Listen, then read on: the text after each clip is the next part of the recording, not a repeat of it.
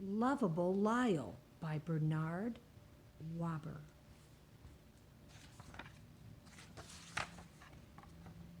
Everyone loved Lyle the crocodile. The Prim family with whom he lived loved him dearly, of course.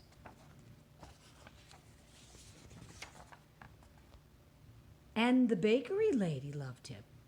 She always gave Lyle a cookie, his favorite kind, with colorful sprinkles on top. And Mr. Delight, the ice cream man, loved him. He always invited Lyle to climb aboard his truck and clang his bell. And the bird loved him. Love Lyle, squawked the bird.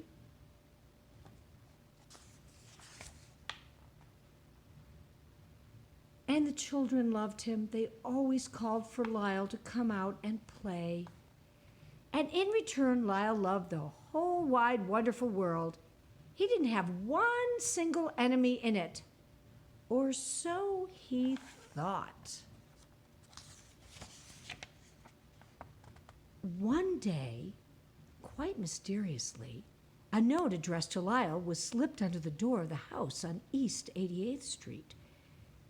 "Dear Lyle," Mr. Prim read to him, "I hate you. I hate you more than anything. I hate you so much I can't stand it."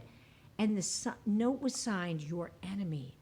Everyone was so surprised. "Oh, how dreadful," cried Mrs. Prim.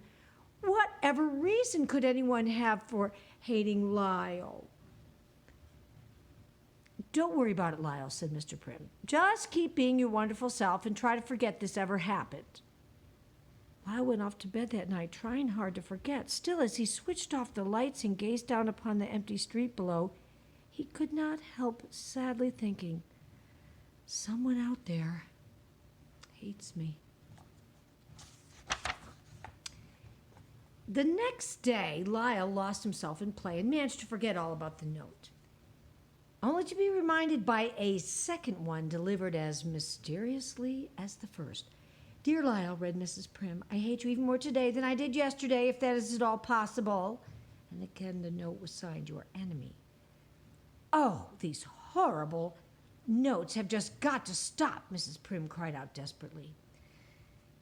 Lyle wanted the notes to stop too. He was so unhappy about them. There were days he just couldn't be coaxed out of the house.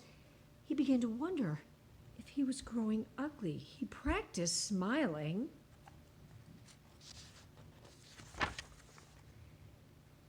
At other times, he was outdoors being his friendliest to everyone, hoping somewhere, somehow his enemy would see what a nice crocodile he was. He smiled big, big smiles, and he waved big, big waves, greeting one and all as warmly and as joyously as he knew how. He performed all his surefire tricks to amuse people and practiced new ones at home each night. He was kind, helpful, and courteous. He held doors open for people, had loaded down with heavy packages. He offered a seat on crowded buses. He shared his umbrella. "My, doesn't he have nice manners?" one lady remarked. "I've never seen anything like it," answered another. Poor Lyle worked hard at being nice. He was positively exhausted by the end of the day. Indeed, all the Prims were unhappy about the notes. Each time they heard someone approaching outside, Joshua or Mr. Prim, sometimes the entire family, would rush for the door in hopes of catching the note writer in the act. They even took turns watching out the window. One afternoon, Mrs. Prim, Joshua, and Lyle came across the words, "Down with crocodiles," brazenly scrawled upon a fence near home. Mrs. Prim tried hopelessly to erase the nasty words with a tissue. "Well, Lyle," she said as they made their way home, "it seems no matter how much we may think we want to, it isn't possible to please everyone or to be liked by everyone." As they approached their house, they noticed the small figure of Clover Sue Hipple, the new girl in Joshua's class.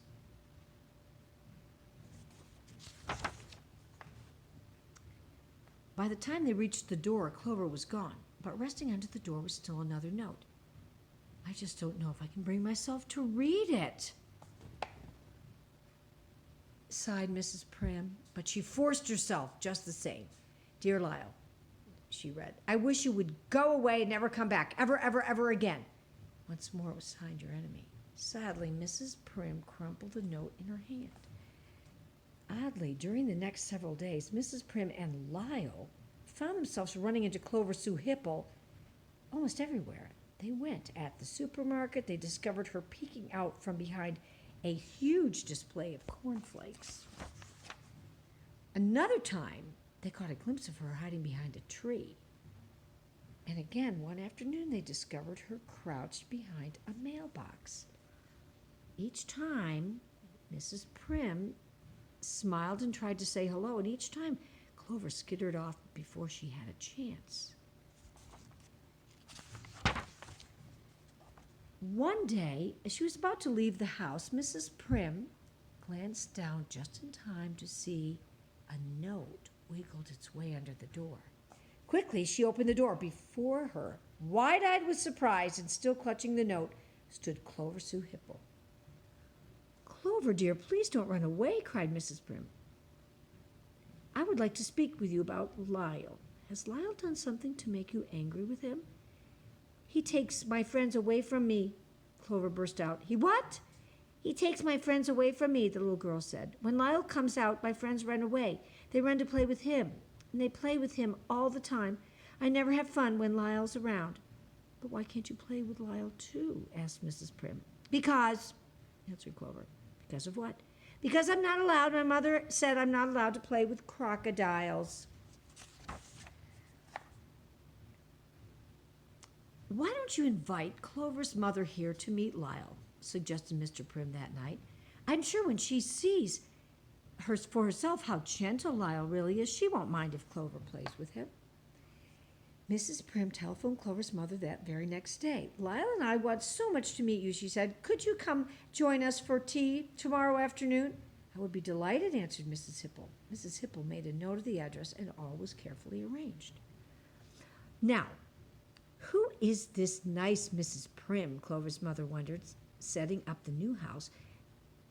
The new house had left her little time for meeting neighbors. Who was Lyle? The only Lyle she knew of was that wretched Lyle, the crocodile creature who lived with the most peculiar family somewhere nearby. Imagine, she clucked disapprovingly, a crocodile living among decent, respectable people. But this Lyle, he must be that nice Mrs. Prim's husband. Of course. Remember now, Lyle, said Mrs. Prim. The following afternoon, when Mrs. Hipple arrives, greet her with your very best manners. Offer to take her coat, and when you have hung it neatly in the closet, join us in the living room. Understand? Lyle nodded. Good, said Mrs. Prim, humming as she returned to the kitchen. When Mrs. Hipple arrived, Lyle started down the stairs, but then he stopped. Suppose she won't like me, the thought popped into his mind. Suddenly, a wave of shyness overcame him. Suddenly, the last thing in the world he wanted to do was meet Mrs. Hipple. Lyle, Lyle, called Mrs. Prim. Lyle, where are you? Mrs. Prim called again as she led her guests into the living room. He wanted to go to her, but instead, and although he kept telling himself it was absolutely the silliest, most ridiculous thing he could possibly do, Lyle squeezed himself into the hall closet and hid. Mrs. Prim looked for him upstairs, and she looked for him downstairs. I just can't imagine what has become of Lyle, he heard her exclaim. Amid the tinkling of teacups, Lyle could hear the voices of the two women. They talked about this and that and everything under the sun. It was so stuffy and uncomfortable in the closet. He began to wish they would talk about Mrs. Hipple leaving. At long last, Lyle heard Mrs. Hipple say, I must be going now. And Mrs. Prim say, I'm so glad you came, and I'm so sorry you missed Lyle, but I do hope you'll be meeting him real soon. Then Lyle heard the handle of the closet door as Mrs. Prim said, Here, let me get your coat. The instant the door opened, Lyle fell out upon both women. Mrs. Prim let out a sharp gasp. Mrs. Hipple definitely screamed. Are you all right? Are you all right? Mrs. Prim cried out as they struggled to their feet. Take him away! Take the monster away from me! Mrs. Hipple began to shriek. Oh, please, he won't hurt you. I promise he won't hurt you. Mrs. Prim tried to reassure her. Look at him. He's more frightened than you. Let me out of here, Mrs. Hipple shrieked as on. Let me out of this terrible house. Mrs. Prim opened the door as Mrs. Hipple, her hair and her clothes all in a rumple, stumbled from the house. If that crocodile ever so much as crosses my path, I'm going to have him arrested, she called back over her shoulder. This is supposed to be a nice neighborhood, you know. Poor Lyle, sighed Mrs. Prim that night. Now he's afraid he's going to be arrested.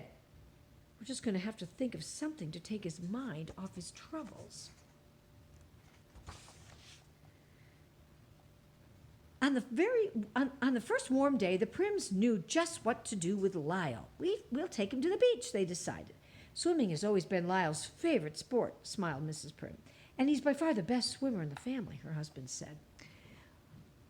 While Mr. and Mrs. Prim made themselves comfortable and Joshua started a sandcastle, Lyle took a running dive into the water. Lyle's water stunts delighted everyone close by.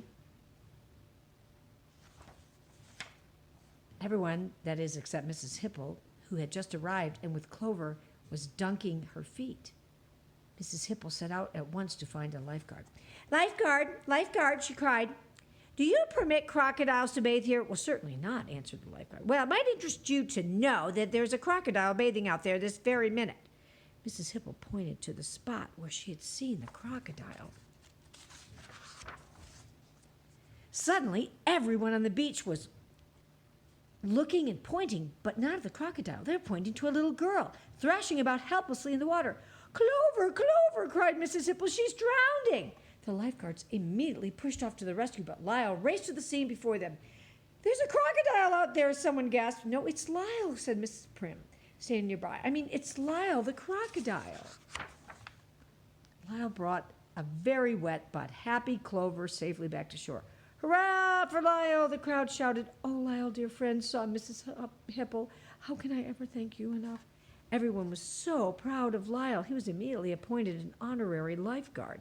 He was then given a hat, a sweatshirt, and a silver whistle. Lyle, you are a hero, said the head lifeguard. Feel free to come here and save people from drowning any time you choose. The next day, a note addressed to Lyle was found under the door of the house on East 88th Street. Oh, no, not again, Mrs. Prim moaned. Dear Lyle, read Mr. Prim, I love you. I love you more than anything. I love you so much I can't stand it. And the note was signed, Your friend for life, Clover Sue Hipple. P.S., Mrs. Prim continued, may I play with you today? P.P.S., my mother says it's all right. Lyle smiled, one of his big, big smiles. The end.